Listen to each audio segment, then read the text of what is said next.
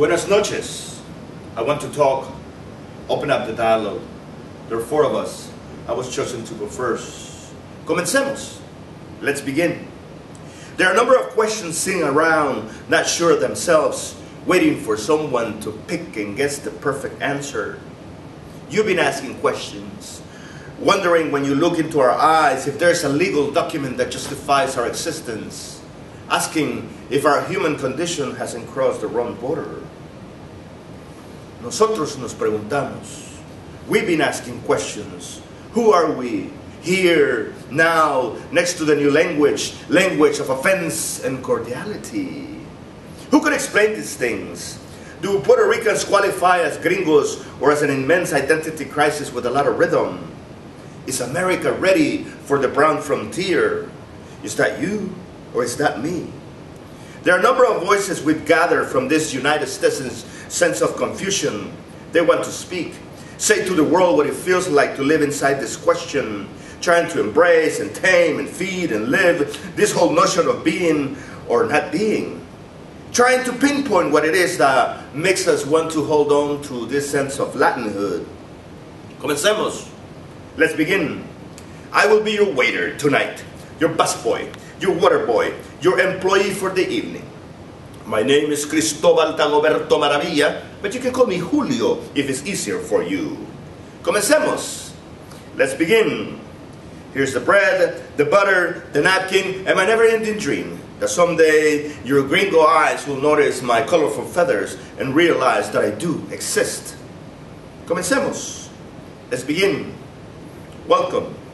Enjoy your meal, the evening, and the show.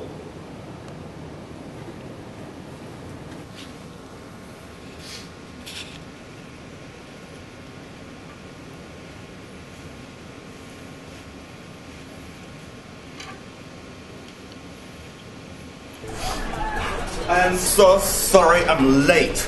Oh, that man made me so mad. What do you mean who? The principal? Oh, apparently he was waiting for me. You know, obviously word had gotten to him. So when I get there to pick little Vivian up, he was waiting for me. He says, Miss Huntington, I'd like to talk to you in my office. And I knew what was coming, right? So we go into his office, and he sits behind his big desk, holding his big belly. He says, oh, Miss Huntington, I hear that you decided to transfer little Vivian to another school. I said, well, yes, I have. Why? Well, I'd just like to know the logic behind this decision. I said, look, Mr. Harris, let's not beat around the bush. So you and I know very well what's going on here, okay? I've been the president of the PTA for the last 6 months. I've come to sit in some of the classrooms as you challenge us parents to do, and I was just appalled at what I saw. I mean, all these international children from so many different countries, and the majority of them don't speak English. And there's my little Vivian wasting her time and talent because the teachers are trying to communicate with these kids through gestures. And because some Mexican girl cannot pronounce or cannot say, I pledge allegiance to the flag of the United States properly.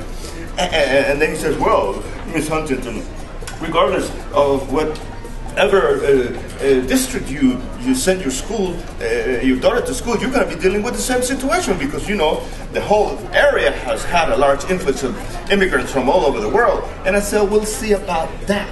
You know, little does he know, I decided to send little Vivian to private school.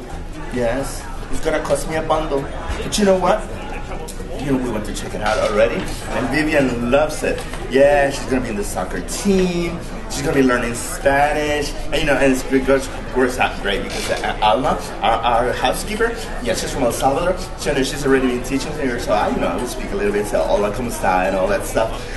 But anyway, you know, and then, I don't know what got into me, but as I was leaving, you know, I turned around and I said, Mr. Harris, do you know how many of these children in this school are in this country legally? He said, well, no, because it's none of our business to be asking people about their immigration status. I said, well, it should be, because it's not fair for the American taxpayer to be paying for the education of children whose parents did not even have the decency to ask for permission to enter our country. And then I slammed the door and left.